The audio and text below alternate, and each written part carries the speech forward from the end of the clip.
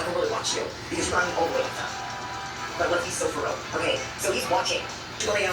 I'm gonna sleep out here, and she's like, "Oh my gosh, you can't be serious, like whatever." And I'm thinking, he's so disappointed, so sad, heartbroken, and I just know he's gonna choose himself. You guys watched yesterday's live stream. It was about choosing your own self.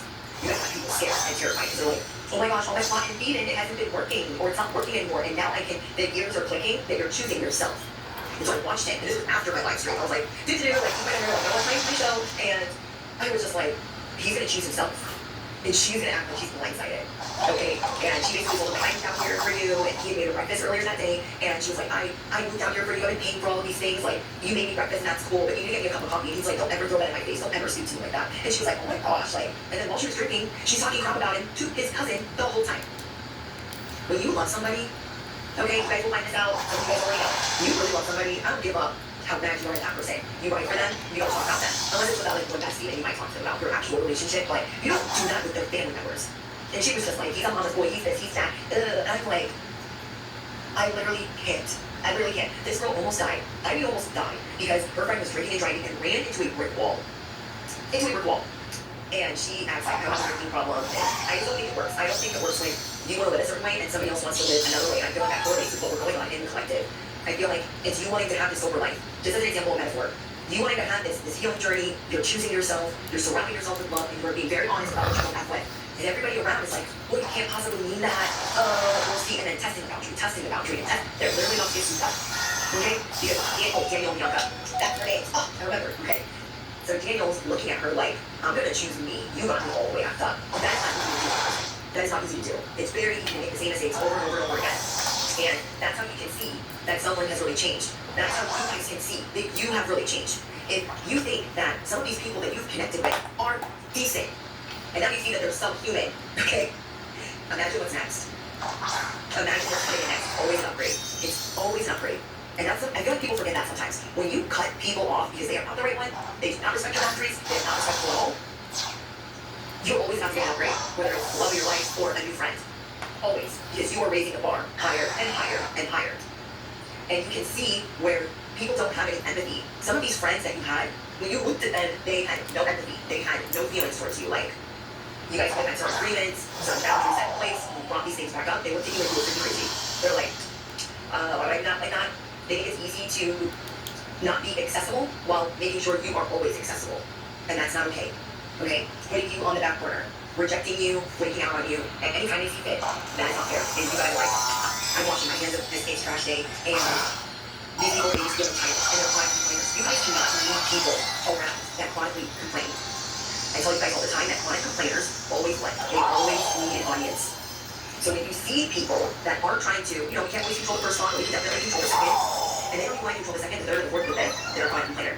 And they want to stay in that vibration, and they want an audience while they do it. You will not be that audience.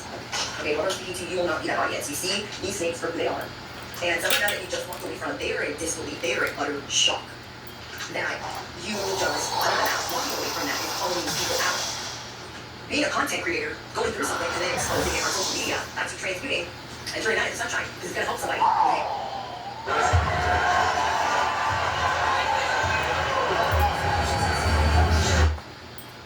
It's sunshine, because it's going to help somebody. Okay? You guys have been working your behind off, burning the midnight oil, and these people are tired and they do less. Okay, they're tired, they do less, but they have this spoiled mentality, and then on top of that, they want to harass you online. So if you guys are dealing with this, them harassing you online or stalking you online, it's a lot of negative energy. A lot of negative energy. Okay? These people live in a fantasy world. That is something you're also starting to see. Like, you're looking at them, some of the people you recently walked away from, you're like, what planet do you live on? That I would deal with that, put up with that, or continue this relationship.